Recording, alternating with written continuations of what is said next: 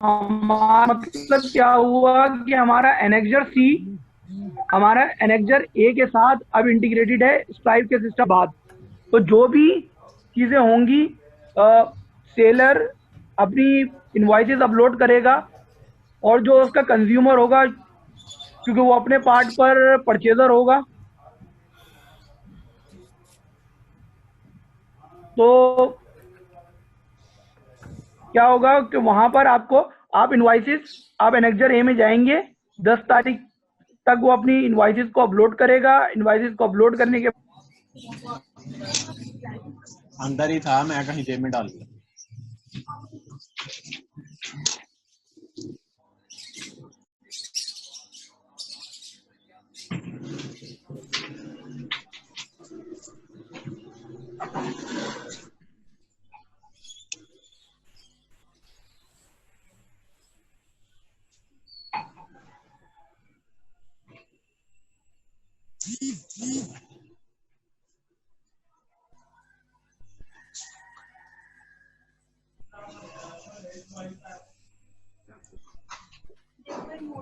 जी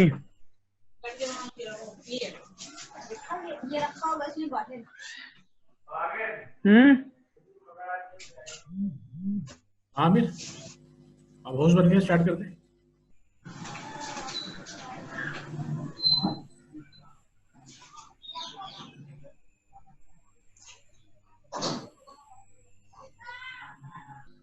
hello hello अमर भाई, अब start कर दें।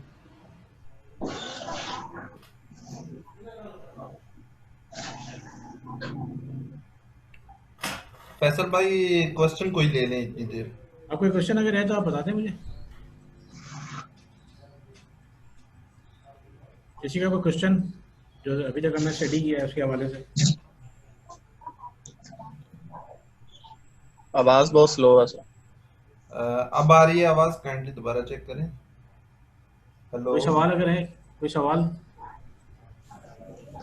नेक्स्टर एच के बारे में सर पूछ रहा था, कैसे वो फिल नेक्स्ट एज जो करना है है। बेसिकली, इसको हमने इसमें कवर तो नहीं किया है। नेक्स्ट एज है रिफंड से रिलेटेड। जो जब जी मैं एक्सपोर्ट करता हूँ तो उसका रिफंड बनता है मेरा, जो मैं रिफंड क्लेम करता हूँ तो उसके लिए मुझे जी एनेक्स्टर एज सबमिट करना होता है। तो उसके लिए हम अलग से पूरा सेल टैक्स रिफंड का करेंगे, उसमें फिर हम जी एनेक्स्टर एज पे डिस्कस कर लेंगे, वरना व्हाट्सएप ग्रुप के ऊपर करेंगे। चलें, ठीक है सर। ठीक है भाई, थैंक यू तो सर, मैं आपसे थैंक यू, डिस्कस कर लूंगा बिल्कुल। जी थैंक आमिर, यू। आप होस्ट बन गए, प्रोग्राम स्टार्ट करते हैं।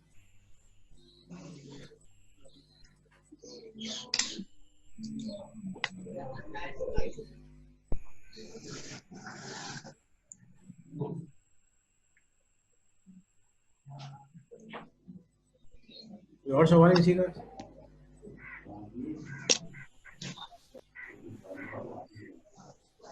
हेलो, या मेरी आवाज आ रही है? स्टार्ट कर दें? मेरी स्क्रीन नज़र आ रही है? जी आ रही, नजर आ रही है।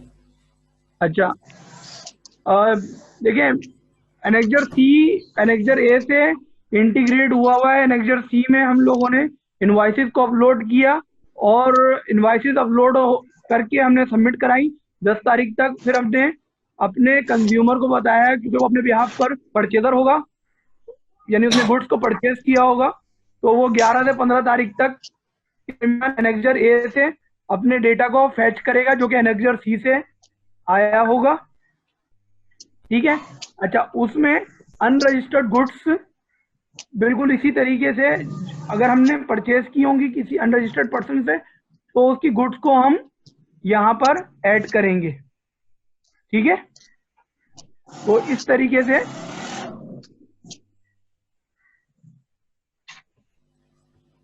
ये हमारा एनेक्जर सी एनेक्जर ए ऑटोमेटिकली कंप्लीट हो जाएगा। लेकिन बस यहाँ पर एक बात जो कि गौरतलब है, डेट, जिस तरह मैंने डेट का जिक्र किया, इंपॉर्टेंट है, बिल्कुल इसी तरीके से कि आपको सेलर, बायर और सेलर को दोनों को मिला के चलना पड़ेगा कि वो एनेक्जर सी में कौन सी इनवॉइसेस को शो करवाना चाह रहा है, कि वो अपना इनपुट क्लेम ना करे। ठीक है ना। ये तो इस तरीके से कि हो सकता है ये परचेजर अभी इनपुट क्लेम नहीं करना चाह रहा हो, उसने वहां पर वो सेल्स सेल्स की इनवॉइस जब अपलोड कर रहा है तो वो उसको कहे कि वो अभी अपलोड ना करे ताकि कोई कंफ्यूजन क्रिएट ना हो। ठीक है। अच्छा,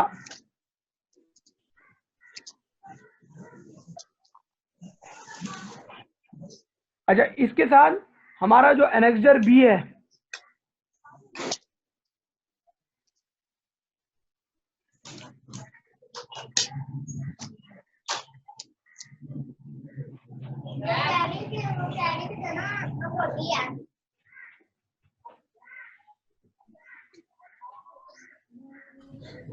रहने दे।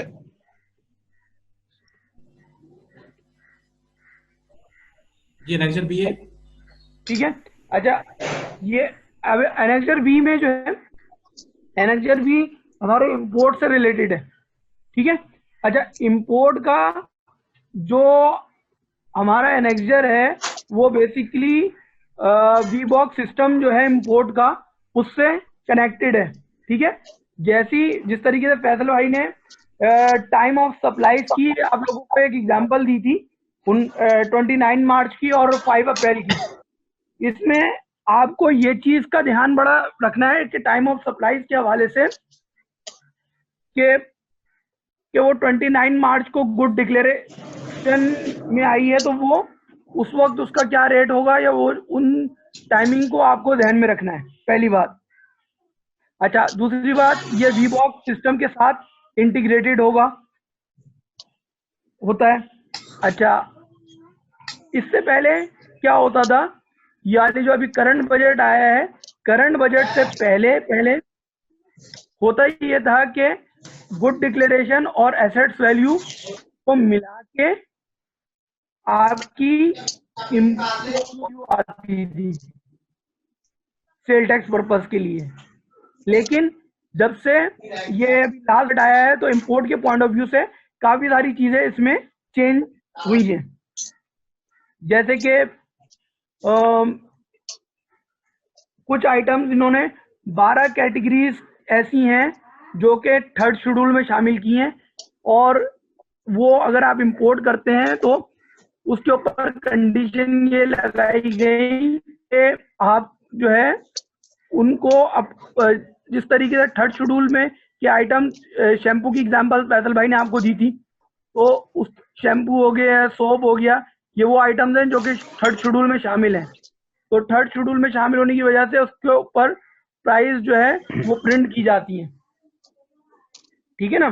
तो इंपोर्ट आइटम के ऊपर भी उसको कहा गया कि इसको जो है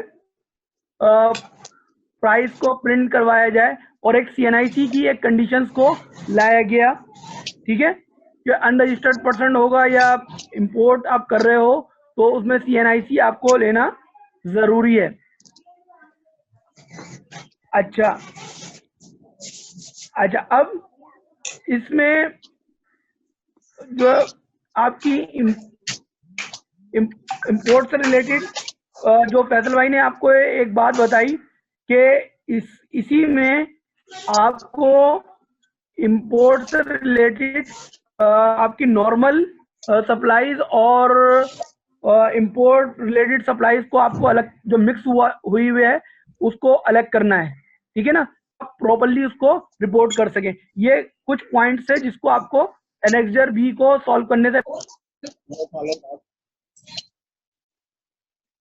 ले जाओ पर।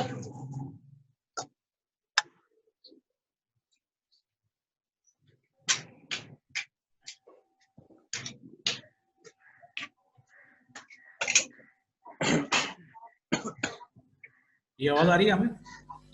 जी बिल्कुल। कोई क्वेश्चन है?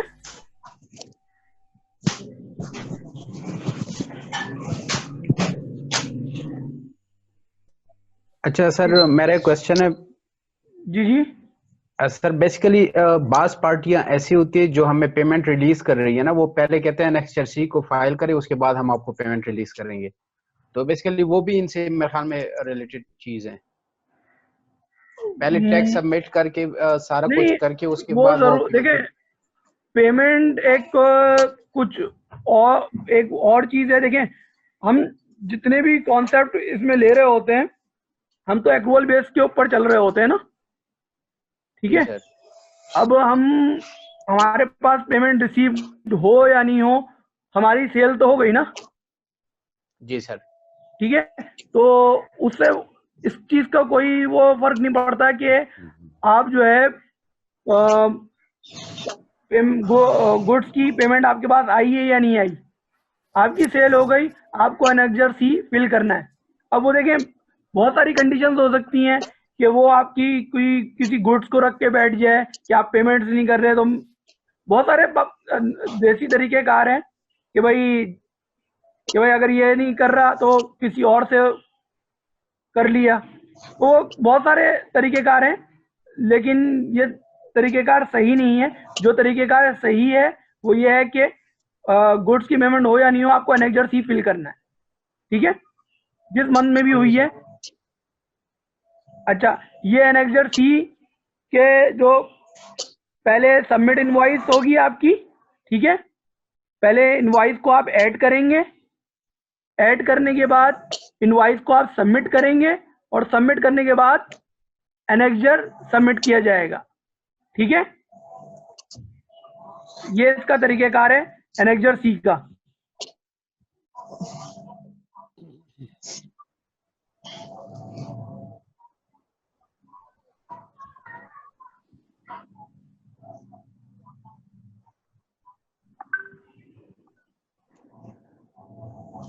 अच्छा,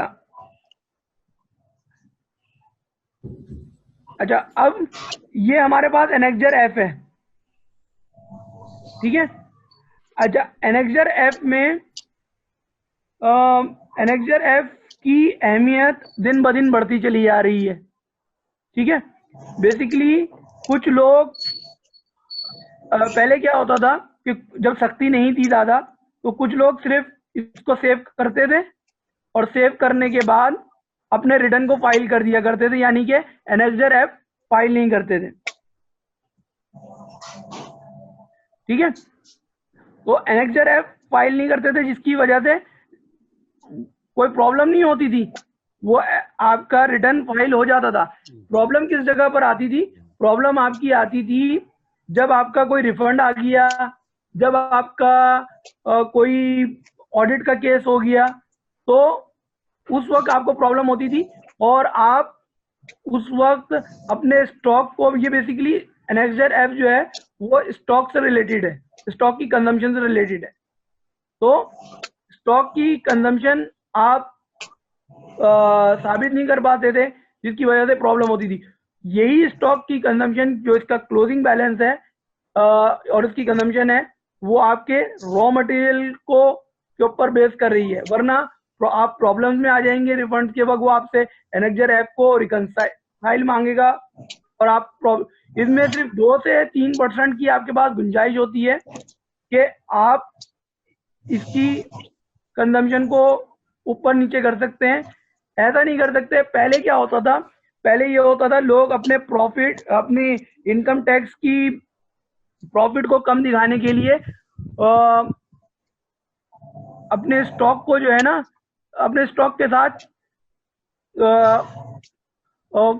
के अंदर वेरिएशन काफी ले आते थे, जिसकी वजह से क्या होता था, उनका प्रॉफिट कम हो जाता था और उनको टैक्स कम पे करना पड़ता था।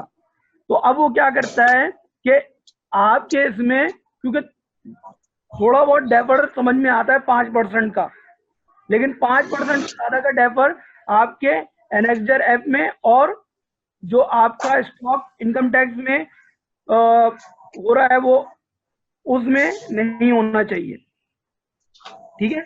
तो अब इसकी वर्किंग